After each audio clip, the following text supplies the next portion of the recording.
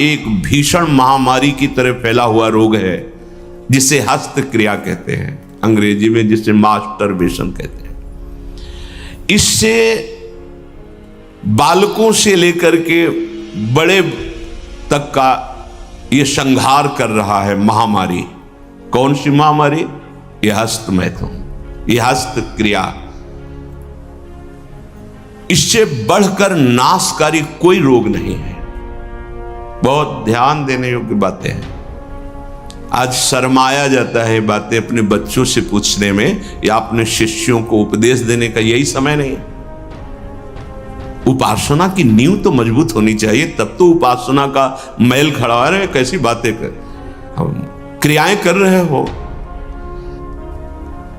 तुम्हें शर्म नहीं आ रही, गंदे आचरणों में उतर रहे, शर्म नहीं आ रही, और उनका निवारण कैसे होना है इस बात के सुनने और बोलने में तुम्हें शर्म आ रही, कैसी मूढ़ता छा रही है। ये कराल काल के पंजे में फंसा करके जीवित रहने पर भी मुर्दे के समान कर देता है। ये बड़ा दुर्भाग्य हो रहा है कि आज हमारी समाज इससे पीड़ित होती चली जा रही है। हितधाम में सायंकाल के समय कुछ समय चर्चा होती थी, तो जो पुराने हैं उनको याद होगा, 70-75 वर्ष के उन्होंने माइक में कहा था कि पूर्व बचपन की अभ्यास आज तक नहीं छूट पा रही, मुझे बचा लो।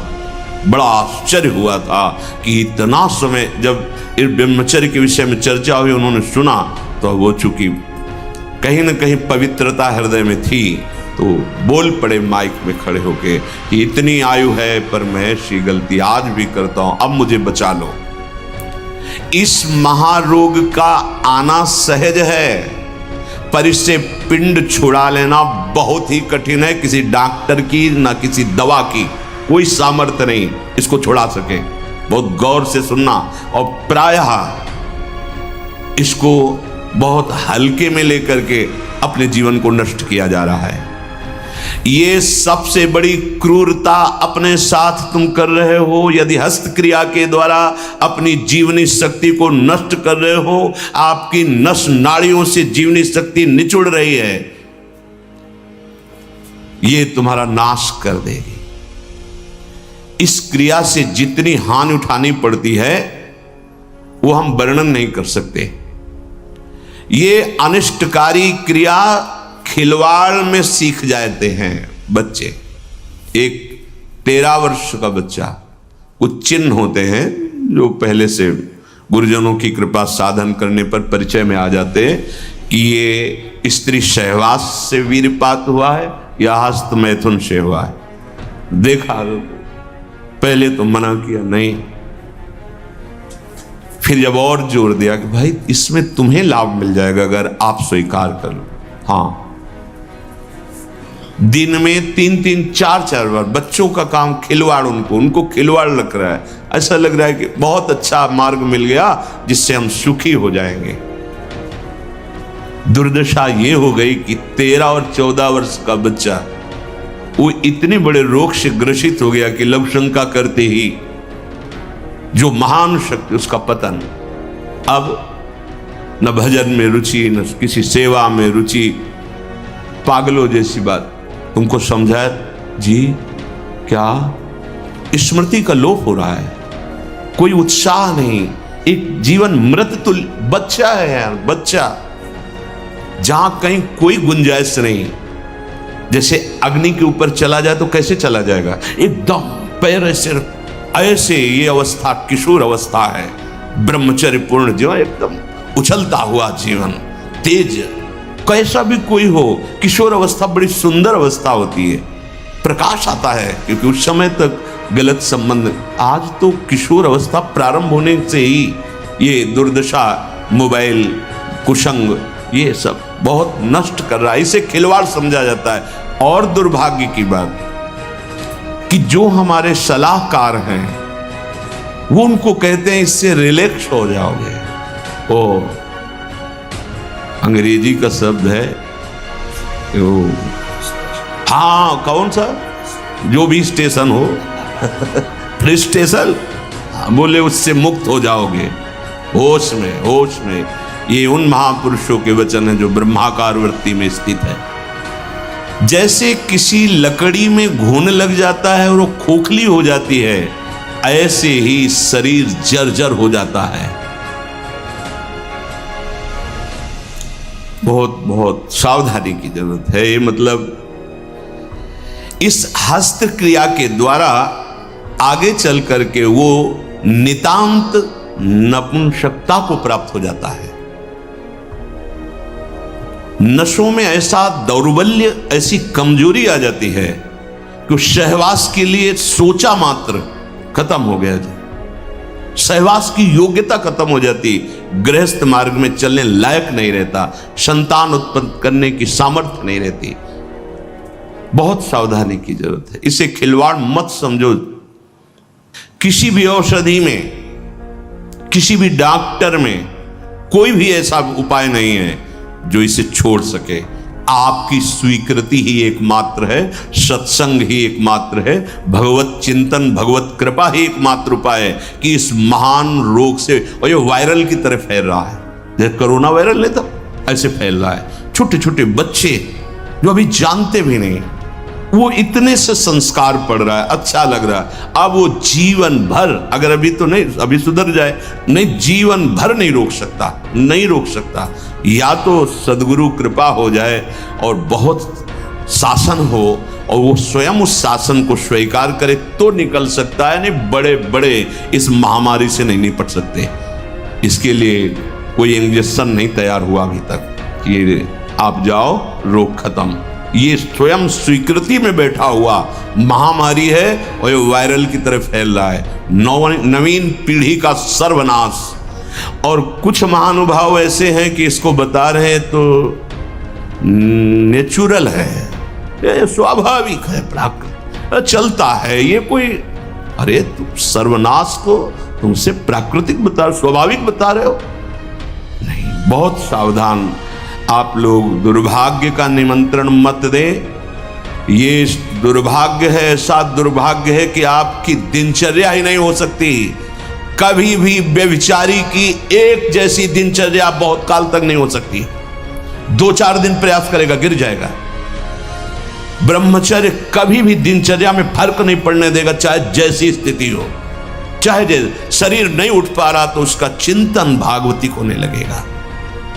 इसलिए सामान्यता, जिसे हम बहुत सरल समझ रहे, बहुत सुख समझ रहे, इसको आप सावधानी पूर्वक बहुत ध्यान दीजिए। बहुत ध्यान का इसलिए विषय है कि ये नींव है हमारे अध्यात्म की, हमारे परमार्थ की। शरीर के भीतर बताया था कल भी, एक मनोवाह नाम की नाड़ी है। इस नाड़ी का कार्य है मथानी जैसे नहीं, दो दूध दही का मंथन करे तो मक्खन निकाल देती है, ये इतनी चिंतन से गर्म हो जाती है नाड़ी, तो वीर पूरे शरीर के रक्त के साथ है। उसी से आपकी हड्डियां मजबूत होती हैं, उसी से आपका शरीर बलिष्ठ होता है, उसी से आपके मन को पवित्र विचारों में चलने की सामर्थ्य मिलती है।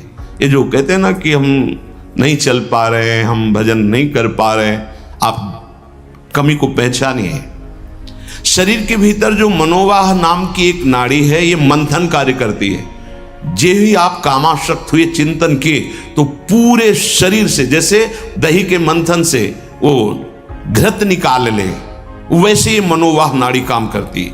वो पूरे शरीर की नस नाड़ियों से आपके जो वीर शक्ति उसको एकत्रित कर लेती है, चाहे शरीरधारी कोई भी, स्त्री हो पुरुष कोई भी हो, उसको एकत्रित कर लेती है। पूरी नस नाड़ियां कांप उठती हैं जब उसका आकर्षण, वो आप समझ नहीं पा रहे, वो आप समझेंगे ऐठन हो रही है आप ऐसे, वो पूरे नस नाड़ियों को निर्जीव कर रही, शक्तिहीन कर रही है। सिर से पैर तक हर अंग हिल जाता है। शरीर का मंथन करके वो एकत्रित करके बाहर कर देगी। अब क्रिया करो या ना करो, दौर्बल्य, प्रमेह, स्वप्न दोष, ये निश्चित उसके शरीर में प्रकट हो जाते हैं। शरीर के रक्त में एक सफेद और दूसरे लाल कीट होते हैं। सफेद कीटों में बाहरी आए हुए प्राकृतिक प्रहार, रोगों के प्रहार से लड़ने की सामर्थ्य होती है। जो हस्तक्रिया या अन्य अष्टमैथुनों के द्वारा वीर शक्ति का नाश करता है तो सफेद कीट ये नष्ट होने लगते हैं। अब जो लड़ने की सामर्थ्य थी प्रकृति से, गर्मी, सर्दी, बरसात, मान अपमान, निंदा, स्तुति और रोगों से, वो क्षीण हो गई। अब चिड़चिड़ा स्वभाव हो गया, एकदम निराश, हताश, उदास। अब क्या करें, शरीर नष्ट कर दें, वो डिप्रेशन में पहुंचने लगता है। समझो, अधिकतर हमारी दुर्दशा हो रही। ध्यान देकर सुनना। अगर वो शुभ कीट जो रोगनाशक सफेद हैं, वीर आप नष्ट नहीं करते तो इतने बलवान हो जाते हैं कि एक बार विष को भी वो पचा डालेंगे। इतनी उसमें सामर्थ्य है, आपकी हानि नहीं होने देंगे। ज्यों ज्यों आप ये नीच चेष्टा करते हैं, त्यों त्यों ही ये जो आपको सबल बनाने वाले वो नष्ट होने लगते हैं और उसके कारण भयानक रोगों का सृजन होने लगता है। मनुष्य के शरीर में और दिमाग में और स्नायुओं पर ऐसा प्रभाव पड़ता है, आगे चलकर पक्षघात हो जाता है, ग्रंथिवात, जितने जोड़ों में दर्द, पागलपन या और रोगों की उत्पत्ति होने लगती है, क्योंकि वो जो लड़ने वाले कीट वो सब नष्ट हो जाते हैं। व्यभिचार सर्वथा निंदनीय है और सबसे महानिंदनीय है ये हस्तक्रिया, क्योंकि इसमें किसी दूसरे की जरूरत नहीं होती है। बहुत सावधान, बहुत नीच प्रवृत्ति है इसका।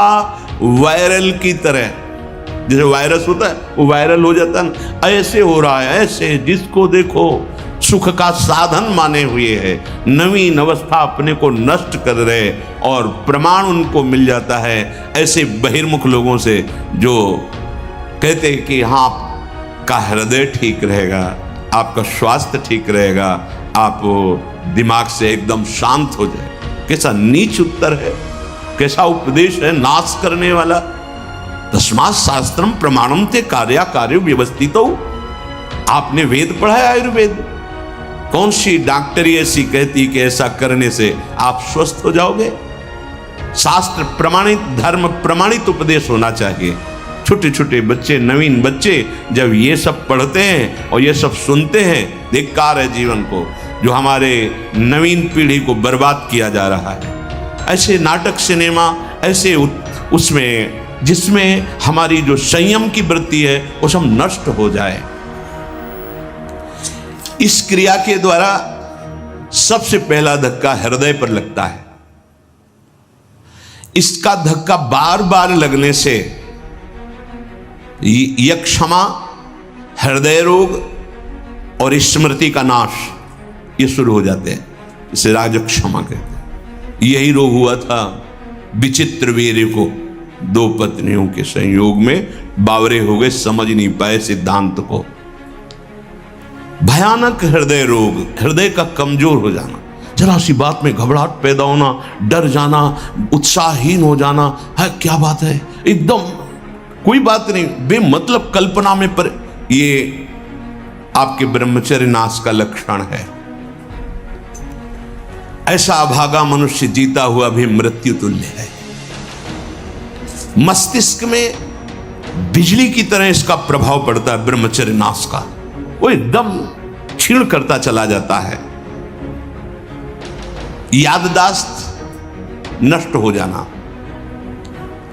शरीर में एक अजीब सी पीड़ा होना, खाली खालीपन महसूस होना, सुबुद्धि का पूर्ण रूप से ह्रास हो जाना, प्रतिभा न रह जाना, तेज न रह जाना, उत्साह न रह जाना और पागल सा व्यवहार होना, ये शुरू हो जाता है ब्रह्मचर्य नाश से। मस्तिष्क कमजोर होते ही आंखों की ज्योति लड़खड़ा जाती है। ऐसे देखिए, अवस्थागत बात है। अभी ब्रह्मचर्य रह करके आप देखो, ये तो प्राकृतिक नेत्र हैं, आपके दिव्य नेत्र खुल जाएंगे।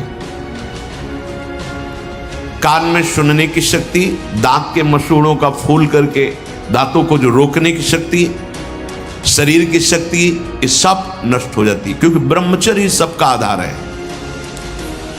बहुत जल्दी बाल झड़ना, बाल पकना, जैसे राजा के नष्ट होने पर संपूर्ण सेना बंदी बना ली जाती है, ऐसे ही शरीर का राजा है ब्रह्मचर्य वीर। इसके नष्ट होने पर हर इंद्रिय, हर नस नाड़ी पराजित हो जाती है। आंख, नाक, कान, जिह्वा, वाणी, पैर, त्वचा, आंतें और इंद्रियां, ये सब असमर्थ होने लगती है। पाचन शक्ति पर बहुत बुरा प्रभाव पड़ता है। अब ये नाश नहीं तो और क्या, जीते जी नाश है। हस्त क्रिया से संपूर्ण शरीर ढीला, फीका, दुर्बल, कमजोर और रोगों का प्रादुर्भाव होने लगता है। मुख की कांति हीनता बढ़ती चली जाती है। मुख प्रसन्न तन तेज विराजा, कीन से रामचंद्र कर काजा। यार चेहरा देखो, वैसा लगता है जैसे सब उड़ गया, कुछ नहीं रह गया, बस केवल सजावट सजावट रह गई है।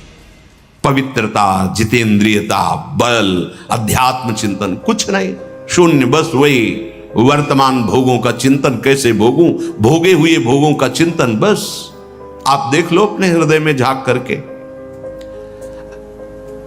संपूर्ण जीवन विषयानंद में फंस जाता है। इंद्रिय दुर्बलता के कारण अगर वो गृहस्थ में भी गया तो गृहस्थ में भी अपने धर्म का पालन नहीं कर पाता, क्योंकि उसकी जो शक्ति है वो नष्ट हो चुकी है। संतति सुख से भी हाथ धो बैठता है। फिर जो उसको जलन और शोक होती, क्योंकि वो जो कर्तव्य करना चाहिए गृहस्थ का वो नहीं कर, उसकी सामर्थ्य नहीं रह गई। अब वो अपनी बात तो बता नहीं सकता किसी से।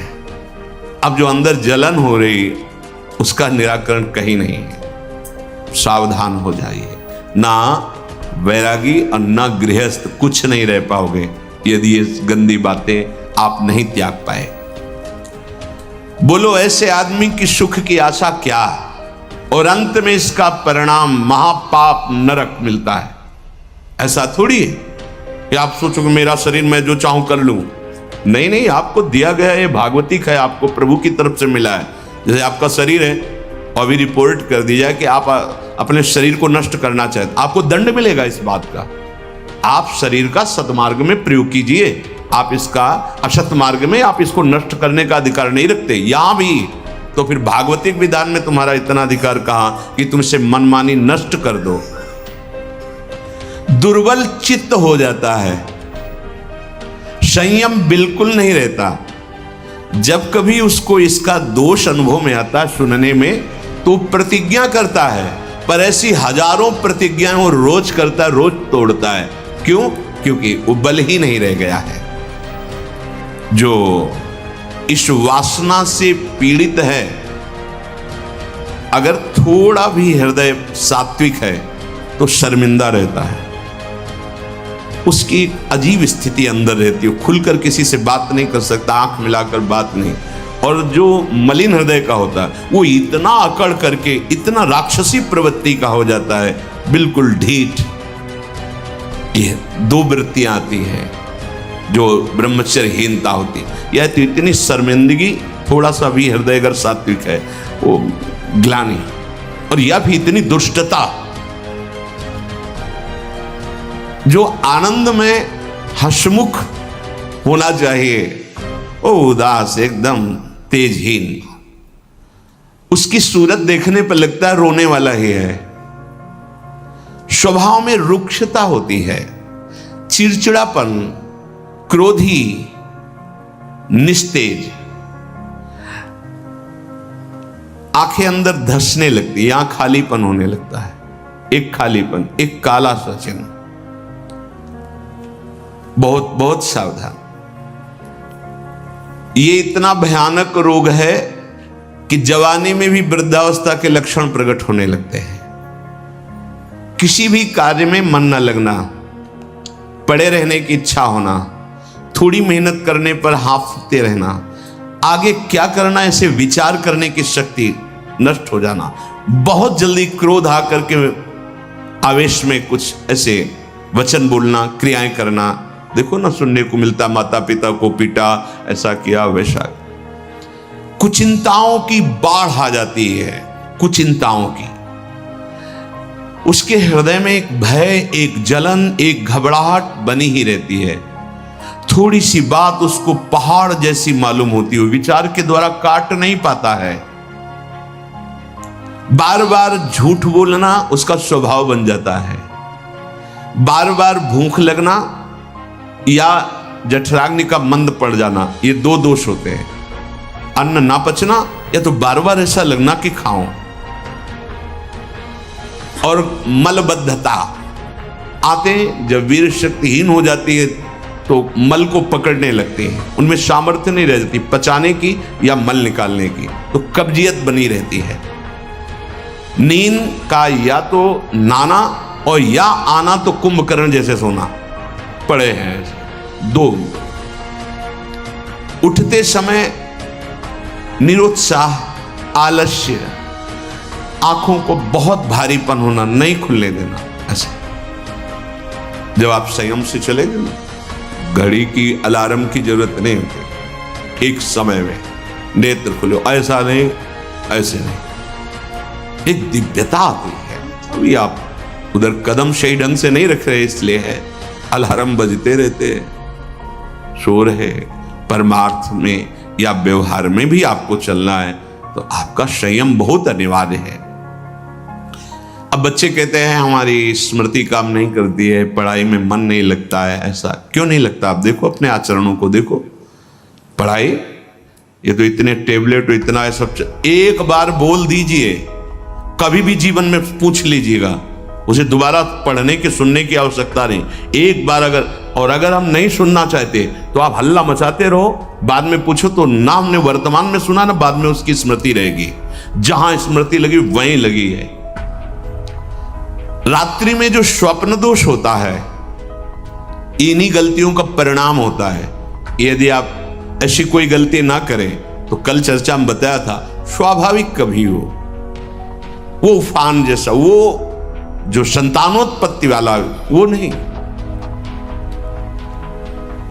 जो हस्त क्रिया से युक्त हो गया है वो अनुभव करे, लघु शंका के पहले या बाद में देखना, जो जीवनी शक्ति है वो आपको ह्रास होती दिखाई देगी, बूंद बूंद निकलते दिखाई दी, कितना सर्वनाश कर रहे हो। बाद में तुम सोचो हम ये विटामिन खा लेंगे, वो खा लेंगे, कुछ नहीं, उसकी पूर्ति नहीं हो सकती, उसकी पूर्ति नहीं हो सकती। आगे इसमें आता है, ये जो आयुर्वेदिक औषधियां दी जाती हैं ये बलिष्ठ होती हैं, और ये चूंकि आपकी प्रवृत्ति गलत है, वो बलिष्ठ होकर आपको और कामोत्तेजना प्रदान करेंगी। तुम रोक कैसे पाओगे? संयम नहीं। इसीलिए कोई औषधि नहीं है, आप स्वयं औषधि हैं उसके। आपका दृढ़ निश्चय और कुछ व्यायाम, प्राणायाम, आहार शुद्धि और नाम जप, नाम जप, इससे आप शासन में ला सकते हैं। इस बात को कौन अपने बच्चों को बैठाल कर समझा रहा है? अगर वो नहीं है तो सावधान हो जाएंगे कि अगर कोई ऐसी बात बताता है तो माता पिता ने मुझे पहले सिखा रखा है कि ये बहुत नाशकारी क्रिया है, कभी ऐसा नहीं करना। आप बताते हैं क्योंकि आपको फुर्सत कहाँ है, आप अपने मनोरंजन में मस्त हैं, आपको यही लगता है खिलाना पिलाना ही केवल बच्चों का प्यार दुलार है। नहीं, कभी बैठा लिए, उनकी दिनचर्या देखिए, आप उनसे पहले इस महान दुर्गुणों का आगाह कीजिए कि ऐसी ऐसी बातें आगे कोई तुम्हें सिखा सकता है या तुम्हें है तो नहीं, जानकारी करनी चाहिए। अगर कभी ऐसा हो तो मत, ऐसा मत करना। जो नवयुवक हैं, हाथ पैरों के जोड़ों में दर्द मालूम दे रहा है, शिथिलता हो रही, दिमाग में एक सनसनी बनी रहती है, आपको ये अश्लील चित्र देखना अच्छा लगता है, गंदी बातें करना अच्छा लगता है, ये सब उसी हस्त क्रिया का परिणाम है। जिनको बार बार एक स्वाभाविक लघु शंका लगती, एक बार बार ये आपका लक्षण है कि आपने ब्रह्मचर्य का नाश बहुत अच्छे से किया है। कोई भी हो, गृहस्थ हो, विरक्त हो, कोई भी हो, हाथ पैर में कंपन होना, चेहरे पे मुहासे उभर आना, एकदम उठ के खड़े हुए अंधकार सा छा जाना, स्मरण शक्ति का लोप हो जाना, चित्त का अत्यंत चंचल रहना, दुर्बलता, प्रतिज्ञा पूरी ना करना, कोई भी कार्य पूरा ना करना, दिमाग में हर समय गुस्सा गर्मी छाना, नेत्रों में जलन होना, क्षण में गुस्सा क्षण में शांत, माथा, कमर, मेरुदंड, छाती, इनमें दर्द होना। ये बिल्कुल ध्यान से सुन लीजिए। रीढ़ की हड्डी झुकाकर बैठने में आराम महसूस करना, ये सब उसी ब्रह्मचर्य नाश के लक्षण है। ब्रह्मचर्य आपको ऐसे बैठने ही नहीं देगा। तो देखो जरा सी एकाग्रता का आएगा तो बिल्कुल सावधान। अरे महान शक्ति है। मुख से दुर्गंध और शरीर से दुर्गंध आने लगती है जो अपनी इस ब्रह्मचर्य शक्ति का नाश करता है। दुर्गंध युक्त शरीर हो जाता है। नाक के किनारे ऐसी हल्की हल्की झाई आने लगती है, ऐसे यहां हल्की हल्की झाइयां पड़ने लगती, काले दाग जिन्हें कहते हैं, ये चिन्ह है ब्रह्मचर्य का नाश करने की। आवाज में कोमलता नष्ट हो जाती है, रुक्षता आ जाती है, स्वभाव में अप्रिय स्वभाव बन जाता है। कोई भी तुम्हारे पास बैठना नहीं चाहेगा, वही बैठेगा जो तुम्हारे लक्षणों से युक्त होगा। किसी भी मार्ग में उसको कामयाबी प्राप्त करने का उत्साह नहीं रह जाता।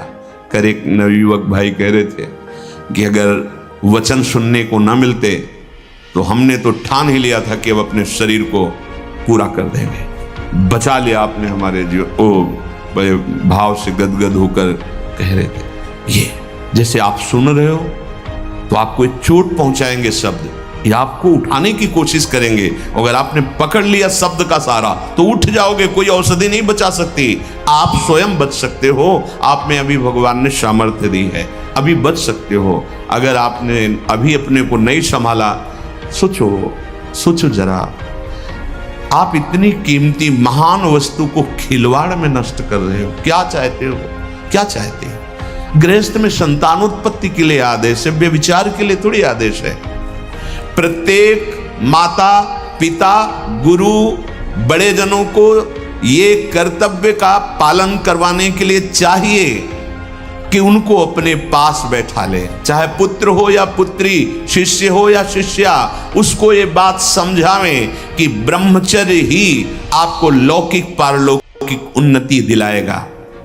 इसमें लज्जा संकोच करना बिल्कुल मूढ़ता होगी कि हम अपने बच्चों से ऐसी बात क्यों करें, या ये समझना कि मैं ऐसा बोलूंगा तो कहीं कोई ऐसा ना सोचे। मान लो गुरु है, उपदेश कर रहा, कहीं ये ना सोच बैठे कि लोग क्या कहेंगे कि रामकृष्ण हरि की चर्चा छोड़ करके क्या चर्चा कर रहे हैं। शरीरम व्याधि मंदिरम ये तभी बनता है जब आप ब्रह्मचर्य का नाश करते हैं। अतः माता पिता से, गुरुजनों से सबसे प्रार्थना है कि संकोच लज्जा छोड़कर अपने प्रियजनों को पास बैठाल कर, चाहे बच्चा हो या बच्ची हो, संयम की शिक्षा जरूर बतावें कि कैसे हम अपने जीवन को, भविष्य को, आप क्या समझते हो, अच्छे अच्छे पदार्थ पवा दिए, खूब पैसा लगा करके उनकी सुविधाएं दे दिए, लेकिन वो जो आचरणहीन हो रहे हैं, जो जीवनी शक्ति का नाश कर रहे हो, किस उन्नति में जाएंगे? जब अंदर ब्रह्मचर्यहीनता आती है तब नशा करने की इच्छा होती है, क्योंकि विक्षिप्तता सही नहीं जाती है। वो गांजा, चरस, ड्रग्स, ये वो, अब उस नशे की उत्तेजना में और नष्ट होता चला जाता है, नष्ट होता चला जाता है। आप अपने ब्रह्मचर्य का नाश किए, आपके अंदर उस विक्षिप्तता को सहन करने की सामर्थ्य नहीं रही, आप नशे पे उतर गए। अब नशा आपको सर्वनाश की स्थिति में पहुंचा दिया। ये बहुत गंभीर विषय है जीवन का। केवल फर्राटेदार श्लोक बोलकर उनके अर्थ कर देने से समझ में नहीं आएगा। पहले आप अपने आचरणों को सुधारिए, अपनी जीवनी शक्ति की रक्षा कीजिए, तो बिना उपदेश के भी अंदर से आप ऊंचाई पर चढ़ने लगेंगे। और चाहे जितना उपदेश दे लो और चाहे सुन लो, अगर आचरण पवित्र नहीं है तो जहां हो वैसे ही रहोगे, क्योंकि आचरण पवित्रता ही आपको उठाएगी। तो इसलिए माता पिता या गुरु को ब्रह्मचर्य का स्पष्ट वर्णन करने में कभी लज्जा नहीं मालूम होनी चाहिए। और बड़ी दुर्भाग्य की बात हो रही है कि घर परिवार के लोग तो कोई ऐसा बता ही नहीं रहे, और अध्यापक भी इसकी तरफ नहीं बोल रहे। अध्यापक अगर 15 मिनट का समय केवल दैनिक दिनचर्या की पुष्टता के लिए दिया जाए तो हमारे नवीन पीढ़ी की जो उज्ज्वलता है वो प्रकाशित हो जाए। अब हमारे तो समय में ऐसा पढ़ाया नहीं गया था, लेकिन नवीन बच्चे जो जुड़े उन्होंने बताया कि ये सब विषय पढ़ाया जाता है, तो उसके संयम का शब्द नहीं, ऐसा तो कुछ नहीं बताया गया है। क्या है ये जीवन? आप उस जीवन को पतन की तरफ ले जा रहे हैं। ये विद्या है। विद्या तो विनय सिखाती है, विद्या तो संयम सिखाती है, विद्या तो भविष्य को उज्जवल करने वाली वस्तु होती है। क्यों विद्या को कलंकित किया जाए? अगर आप बच्चों की नशा प्रवृत्ति जो बढ़ रही उसको नहीं रोका गया, व्यभिचार प्रवृत्ति बढ़ रही उसको नहीं रोका गया, तो हमें लगता है विद्या का मतलब क्या रहा? विद्या जो है वो गंभीरता, संयम, विनय ये प्रदान करने वाली होती है। विद्या उद्दंडता। आज का विद्यार्थी अपने माता पिता की अवहेलना करता है, शास्त्र वाक्य की अवहेलना करता है और स्वयं अपनी अवहेलना करता है, अपने जीवन को पतन गर्त में गिरा रहा है, चाहे वो बच्चा हो चाहे बच्ची हो। कैसे? तो उचित है कि लज्जा त्याग करके, चाहे 15 मिनट का ही केवल हो, लेकिन दैनिक दिनचर्या कैसी होनी चाहिए विद्यार्थी की, यही हमारे गुरुकुलों में सिखाया जाता था। यही संयम बर्ताव करने के कारण वो गृहस्थ में रहते हुए भी राजर्षि कहलाते थे। राजा है पर वो ऋषि शब्द उनके आगे राजर्षि। वो गृहस्थ होते थे पर बंधनीय होते थे। आज हम किस दशा को पहुंचते चले जा रहे हैं? अरे तुम न गृहस्थ हो न विरक्त हो, तुम भगवान के निज जन हो। मनुष्य शरीर भगवान की प्राप्ति के लिए हुआ है। हाँ, तुम्हें भगवान ने गृहस्थ मार्ग दिया, किसी को विरक्त दिया है। अपने अपने कर्तव्य की पूजा करते हुए भगवान को प्राप्त करो। ये मनुष्य जीवन का परम लाभ है। अपनी कोई भी गुप्त बात अपने गुरुजनों से छुपानी नहीं चाहिए। ये अपनी तरफ गुरुजन माता पिता अपने जनों को समझाएं और अपनी सावधानी कि कोई भी गलती वो तुम्हारी गलती नहीं है। तुम्हारा मन बुद्धि, तुम्हारी इंद्रियां तुम्हें गलत फंसा रही हैं, तुम निर्णय नहीं कर पा रहे हो, तो तुम अपनी बात अपने प्रियजनों से, गुरुजनों से जो सही सलाह दे सके उनसे आप रखो। डरो मत, आप उसे छुपाओ मत, घबराओ मत कि अगर हम ऐसा कहेंगे तो हमारे प्रति गंदी दृष्टि हो जाएगी, तो नीच। ऐसा नहीं होता। ऐसे जैसे डॉक्टर होता है, हम उसको अपनी बात बताते हैं तो सही दवा देखता है, ऐसे ही गुरुजनों से जब हम अपनी कमी बताते हैं तो कृपा करते हैं। वो आराध्य देव से प्रार्थना करते हैं, वो हमें ऐसे उपदेश देते हैं जिसके कारण हम ऐसे दलदल से ऊपर उठ जाते हैं। पर हम वो पूछे भी तो हम छुपाना चाहते हैं। इतना प्रिय मानते हैं मन बुद्धि को। मन बुद्धि के द्वारा हमारा जो पतन कराया जा रहा है, हम उसको इतना छुपा के रखते हैं कि करुणा करके यदि गुरुजन पूछे भी तो हम उसे झूठ बोल देते हैं कि नहीं ऐसा कुछ नहीं है। नहीं, आप इतना साथ मत दीजिए इस दुष्टता की प्रवृत्तियों का कि आपका बहुत पतन हो जाए और आप पुनः चढ़ने लायक न रह जाएं अध्यात्म मार्ग में।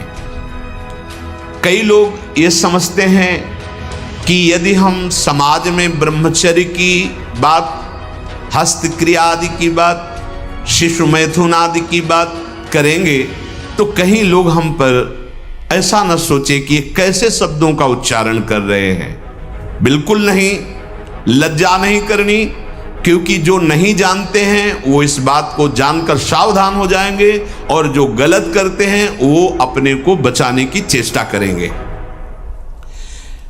कुसंग में पड़ा हुआ बिना सत्संग के नहीं निकल सकता।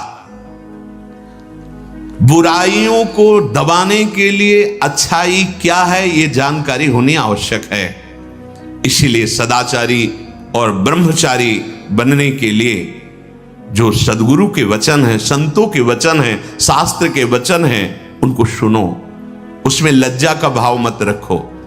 यदि गुरुजन अच्छे ढंग से अपने शिष्यों को समझाएं तो प्रभाव पड़ता है।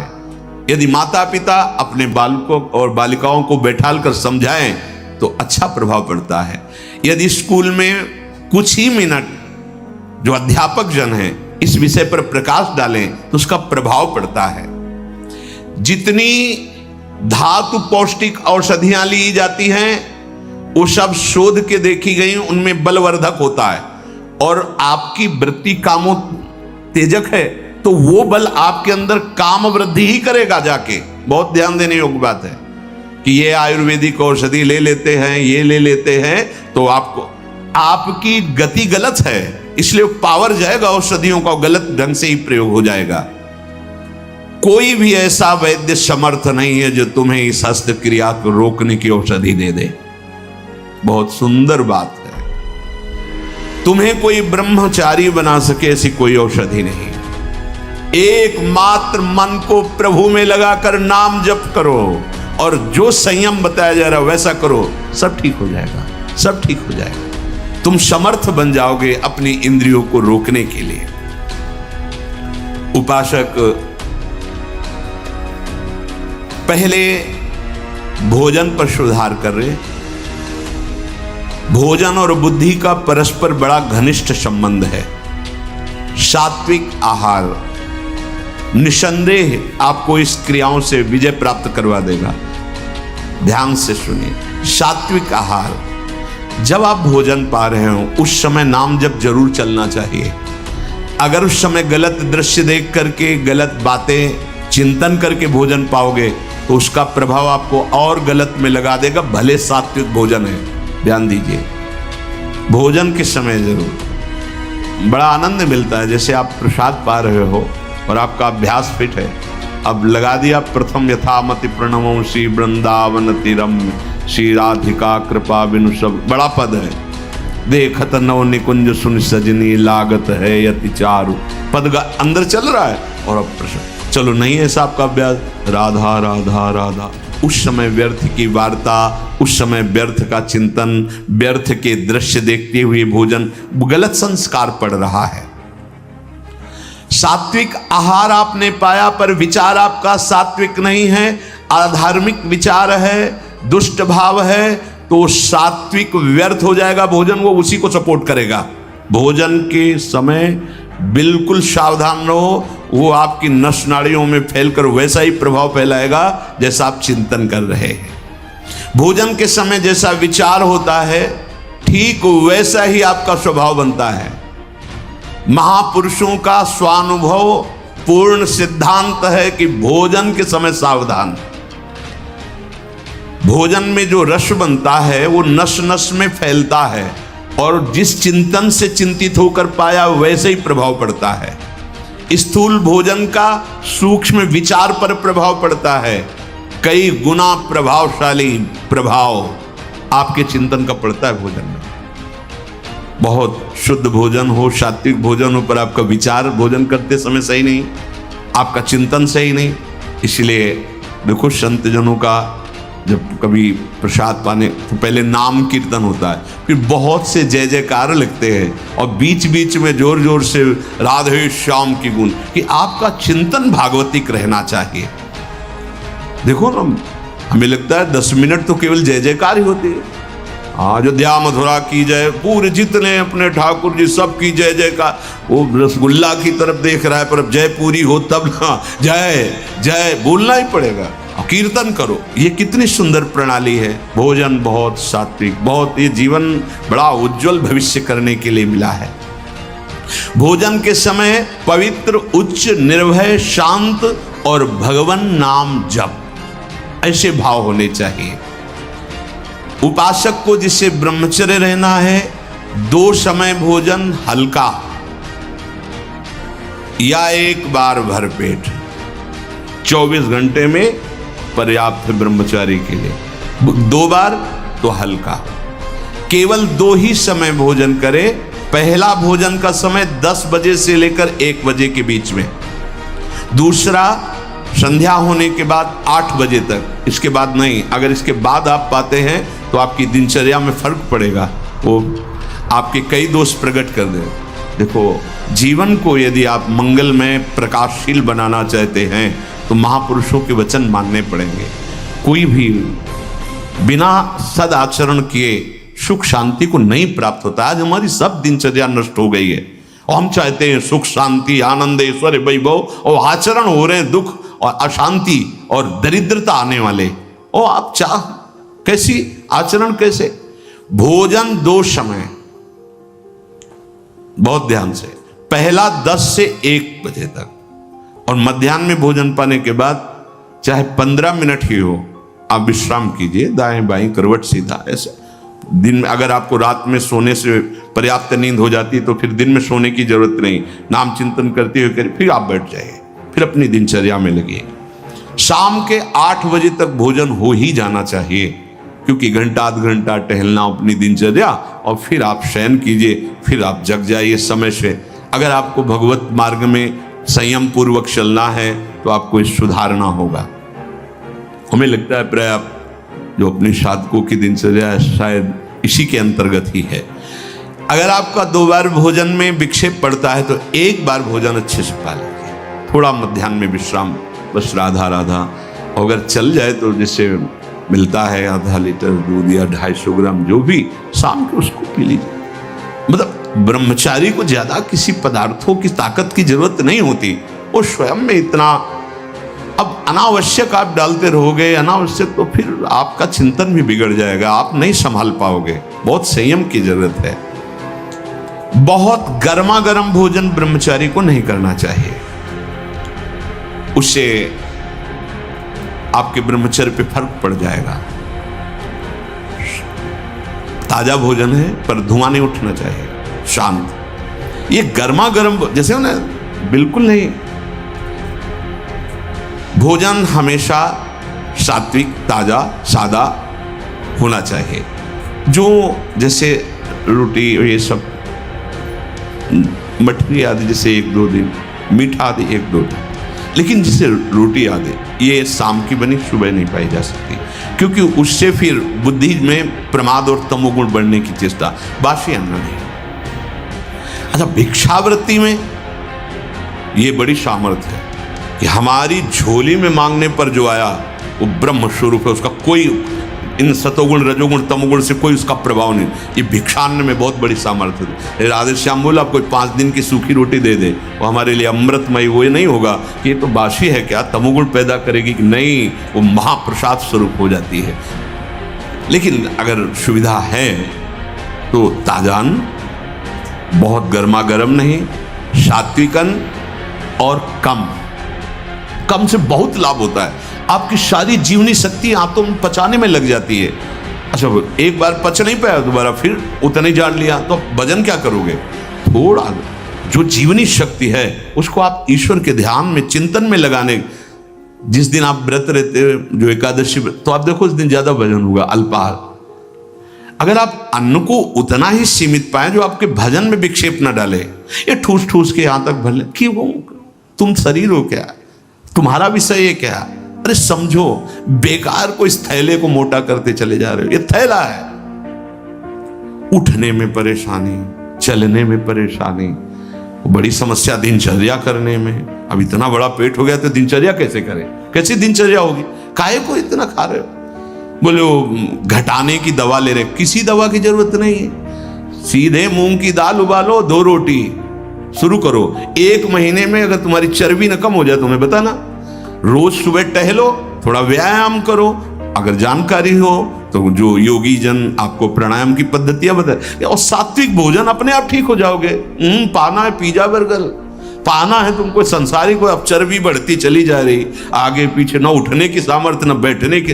भाई वृद्ध हो गए हो तो बात अलग है, यहाँ तो जवान के से मतलब ये पेट निकलना मतलब अपने जीवन को खोखला कर देना है। बोलो अपनी दिनचर्या को कैसे कर पाओगे? अब इतना मोटा शरीर बनाने से कोई लाभ नहीं है। आप समझते हो, स्वस्थ शरीर उसे नहीं कहते कि जितना मोटा हो गया स्वस्थ शरीर। आपकी दिनचर्या स्फूर्ति युक्त होनी चाहिए, वो उचित आहार से। युक्ताहार विहार भगवान के वचन हैं। ये जो शब्द लिखे, ये अच्छे पदार्थों को ठूस ठूस कर खाने का स्वभाव ये आपको संयम में नहीं रहने देगा। बढ़िया काजू पड़ी, किशमिश पड़ी, खीर है, अब हटाओ।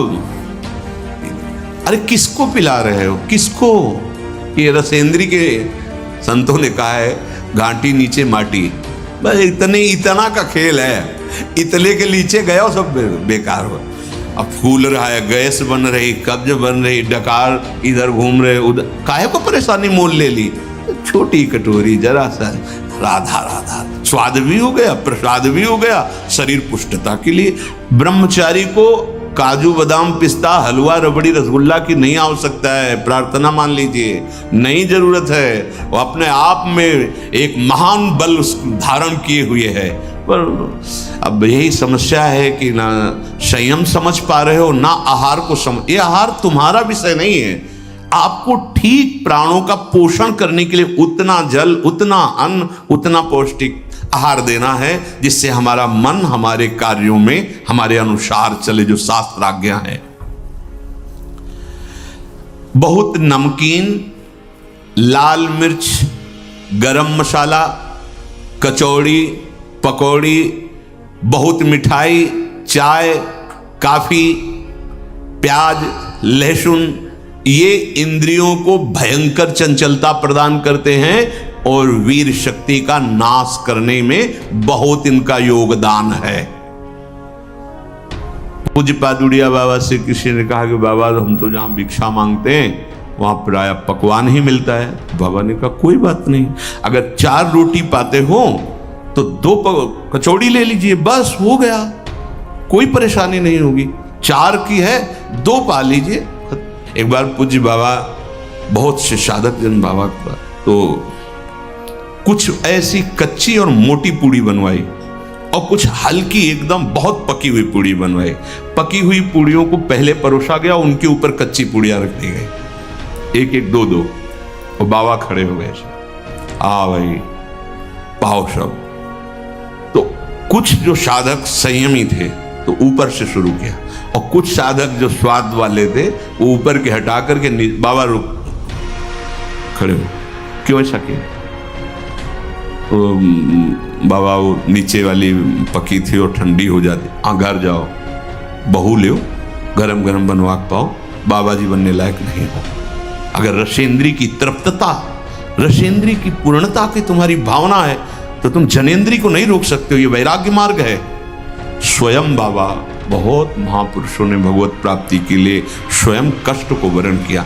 गिरिराज में कोई बहुत बड़े धर्मात्मा पुरुष आए थे, सब संतों को भंडारा कर रहे थे, और उधर बाबा भी पहुंच गए। तो सन्यासी महात्माओं के चरण धोकर वैसे ही आचार्य पद्धति से पवाया जाता था, और जो बाहरी भिक्षु कैसे होते थे उनको लाइन में खड़ा किया जाता था। बाबा लाइन में खड़े हुए जाके, और उनको मोटी रोटी दी जाती थी, और वहाँ खीर पकौड़ी कचौड़ी ये सब ऐसे चलता था। वहाँ दक्षिणा भी दी जाती, उनको केवल मोटी रोटी दी जाती थी। ये कई दिन ऐसा उन्होंने सदाव्रत की तरह, तो बाबा उस लाइन में खड़े हुए, 4 रोटी उनको मोटी मोटी मिली, आ गए और एकांत में 2 रोटी पाई और 2 रोटी जमीन में ऐसे गाड़ दी। और जब पता चला कि पूज्यपाद उड़िया बाबा जी आए हुए हैं, तो वही धर्मात्मा सेठ और सब अंगूर और सेव के झबिया बड़ी बड़ी लेके जहाँ बाबा थे आ गए, प्रणाम साष्टांग, बाबा हो भाग्य आपके, बाबा आप चरण पधराए अंदर। बोले नहीं, हम तो ले आए हैं आपके यहाँ से भिक्षा। कब बाबा? बोले ले आए हैं और 2 पा चुके हैं और 2 कल पाएंगे। और ऐसे रज हटाई और कहे 2 है। अरे बाबा आप? बोले यही तुम्हें हम समझाना चाहते थे कि आपको क्या पता कौन सा महापुरुष किस, ये क्यों भेद जनित भोजन देते हो, एक को ऐसे और एक को ऐसे। एक दिन पवाओ, लेकिन कम से ठीक है, माना उनको सम्मान से बैठ के, उनको खड़े खड़े, लेकिन वही चीज दो जो सबके लिए। बाबा कैसे महान पुरुष, 2 रोटी पाई, 2 पुराने संतों को देखो कैसे जीवन यापन। हाँ देखो, वही बाबा जो एक कवल पाकर 18 घंटा पद्मासन में बैठते थे, जब परिपक्व अवस्था 70 घरों में एक दिन में जाते थे भावना पुष्टता के लिए। बाबा हमारा निमंत्रण गए, 1-2 कवल पाए, ऐसे जरा जरा सब पाए। ऐसे हम अभी भगवत प्राप्त नहीं हुए हैं, तो हम लोगों की इंद्रियां, मन, बुद्धि संसार की तरफ जा रही है। अब हमको संयम की आवश्यकता है। यदि संयम का हम बर्ताव नहीं करेंगे तो सुन लो, भोजन के पहले अच्छे से हाथ धो, मुंह में कुल्ला करो, और लघु शंका लगी हो तो लघु शंका जाओ। भोजन के पहले पवित्र हो। भोजन पाते समय नाम चलना चाहिए या पद चलना चाहिए या अच्छे कोई संत महापुरुषों के जो चरित्र हैं उनका चिंतन करना चाहिए। खड़े भोजन नहीं पाना चाहिए, लेटे भोजन नहीं पाना चाहिए, चलते हुए नहीं पाना चाहिए। प्रातः काल कल चर्चा हुई थी, जो जलपान हो बड़ा औषधि का कार्य करता है। ब्रह्मचारी को बाल भोग नहीं करना चाहिए। सोचो भैया, ब्रह्मचारी को बाल भोग नहीं करना, 10 से 1 के बीच में और 8 बजे तक शाम के भोज, इतने में मर थोड़ी जाओगे। अरे यार, कई कई दिन भोजन नहीं मिला है, कई कई दिन के गंगा का किनारा है, गांव जाने का स्वभाव नहीं था, बस आकाशवृत्ति का सहारा था। ये अगर आप बाल भोग नहीं करोगे तो आप क्या परेशानी हो जाएगी। 10-11 वो तो मिलेगा ही आपको। हमारे तो जीवन में था कि पता नहीं कब मिलेगा, कहाँ मिलेगा, कोई भरोसा नहीं। कभी इतना गुड़ कोई दे दिया, कभी वो जो गंगा किनारे बारी लगाते हैं, वो हे बाबा 2 परेठा लोगे, भगवान दिए ऐसे मान के गंगा जी ने गोरा पा लिया। बड़ा आपको तो निश्चित है कि आपको मिलेगा भोजन, फिर आप बाल भोग क्यों? बाल भोग पच नहीं पाया, राज भोग डाल लिया, वो पच नहीं पाया तो आप बीमार हो जाओगे, कब्ज हो जाएगी, गैस बनेगी, आपका भजन में मन नहीं लगेगा, तो फिर वही प्रमाद की स्थिति आएगी। भोजन होने के बाद 100-200 कदम चलना चाहिए, टहल करके। दिन में 15-20 मिनट विश्राम, रात्रि में भोजन के बाद आधा पौन घंटा नाम जप माला उठाओ, छत में या कहीं जैसा हो, आराम से भगवत चिंतन करते हुए टहलो, इन्हें तुरंत पा करके फिश हैं। कल बताया था, उपासक को 3 लीटर पानी पीना ही चाहिए। उससे पेशाब के द्वारा बहुत सी जो शरीर को कष्ट देने वाली वो पित्त आदि ये सब तैयार वो निकल जाते हैं। कब्ज की बीमारी पानी की कमी और गरिष्ठ पदार्थों के पाने से होती है, ये नहीं होना चाहिए। तभी आप ब्रह्मचर्य, जल पीते समय धीरे धीरे आराम से पीना चाहिए, गट गट गट ऐसे नहीं, राधा राधा नाम लेते थोड़ा थोड़ा 5 मिनट में धीरे धीरे। प्यास की पानी से ही बुझाएं प्यास को, सोडा वाटर, लेमन या ठंडे पेय पदार्थ जो शीशियों में आते हैं, हाँ ये ब्रह्मचर्य, संयमी, भगवत मार्ग, ये सब चीजें ले भाई। आपको अमृत पान करना है, राधा नाम सुधा रसम रसी, तुम बहुत सावधान। प्रकृति के विरुद्ध चलने से कभी कोई सुख का अनुभव नहीं कर सकता, बहुत सावधान। भोजन के समय आपको पानी नहीं पीना है। यह अभ्यास आपकी दिनचर्या में बहुत बाधा पहुंचा देगा। यदि आप भोजन के साथ पानी पीते हैं, गैस बनना शुरू हो जाएगी, कब्ज बनना शुरू हो जाएगा, आप परेशान हो जाएंगे। अगर आपको भोजन में पानी की आवश्यकता लगती तो आप आधा घंटे पहले थोड़ा पानी पी लीजिए, भोजन के आधा घंटा पहले, और भोजन के समय बिल्कुल मत पीजिए, और भोजन के आधा घंटा 1 घंटा बाद आप छक के पानी पी लीजिए, उतना जितना श्वास और भजन करने में परेशानी ना पड़े। खड़े खड़े पानी नहीं पीना चाहिए। रात्रि में सोने के समय गर्म दूध नहीं पीना चाहिए कि आप गरम गरम दूध पी रहे, नहीं, उसको एकदम शांत कर लीजिए दूध को, जब धुआं न रह जाए। अगर दूध भी पीना है तो पीने के बाद 20-30 मिनट टहलना चाहिए, नहीं कि दूध पी के आप सो गए, संयम में नहीं रह पाओगे।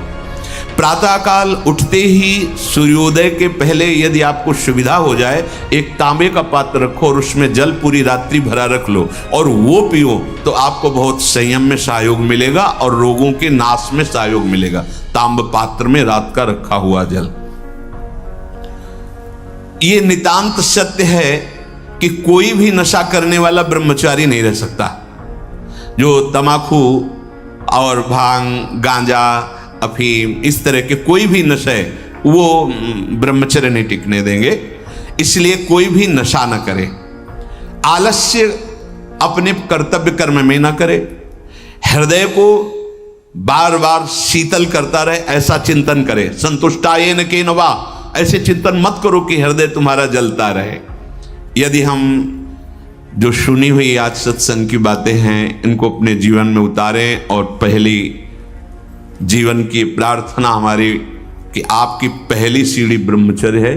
यदि आप ये हस्त क्रिया या किसी भी तरह से गंदी आदतें, पूर्व संस्कारवश, कुसंगवश हैं तो आप छोड़ दीजिए, हिम्मत कीजिए, एक बार जलिए, एक बार नियम ले लीजिए, मैं ऐसा नहीं करूं, खान पान कीजिए और सोने का एक निश्चित समय रखिए। और जिस समय आप ऐसी हरकतों को करते हैं वो समय आप माला लेकर बैठिए। जब तक गाढ़ निद्रा का आवेश न हो तब तक आप अपने को स्वतंत्र मत छोड़ दीजिए कि पड़े पड़े चिंतन, फिर गड़बड़ हो जाएगा। बिल्कुल ऐसा ही किया गया है जीवन में। हाँ, भोजन के बाद, चलने के बाद वज्रासन में बैठकर जब नींद आई तो कभी कोई माला लिए, कभी हाँ, भोजन के बाद, चलने के बाद वज्रासन में बैठकर जब नींद आई तो कभी कोई माला लिए, कभी माला रखे। ओ गुरु कृपा से जब ऐसी भावना बन जाती, निरंतर मंत्र नाम जब चल रहा है, वो बात अलग है। पर आपको अपनी दिनचर्या, अब आप सोने जा रहे हैं और आराम से दरवाजा बंद किए और लेट गए और मोबाइल हाथ में, सर्वनाश की स्थिति आप में आ ही जाएगी। क्योंकि एकांत में मन बहुत बलवान होकर इंद्रियों के साथ भोगों का चिंतन करता है। ये बिल्कुल सावधानी रख लीजिए।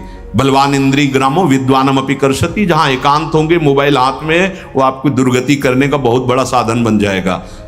पहला काम, कमरे में जब जाओ स्विच ऑफ कर दो। बिल्कुल जैसा कहें, माला उठाओ या कोई महापुरुष का चरित्र उस समय पढ़ो, वो आपको थप्पड़ की तरह लगेगा। और चरित्र पढ़ के उसी के चिंतन करते हुए सो जाओ, या माला लेकर के जप करते जब नींद आए तब सो जाओ। कोई ऐसी चेष्टा मत करो जो तुम्हारे उत्साह को, तुम्हारी जीवनी शक्ति को नष्ट करके नरकगामी बना दे। बहुत बढ़िया अवसर मिला है, निकल चलो प्यारे।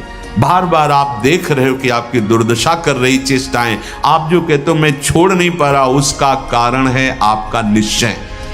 आप निश्चय ठीक नहीं कर पा रहे। और नाम जप करो, ऐसा निश्चय होगा। आप इस सत्संग सुनकर मनन करो, ऐसा निश्चय होगा कि निश्चित भगवान की कृपा से आप इस जीवन में संयम पूर्वक बर्ताव करते हुए भगवत प्राप्ति कर पाएं। श्री राधा वल्लभ लाल।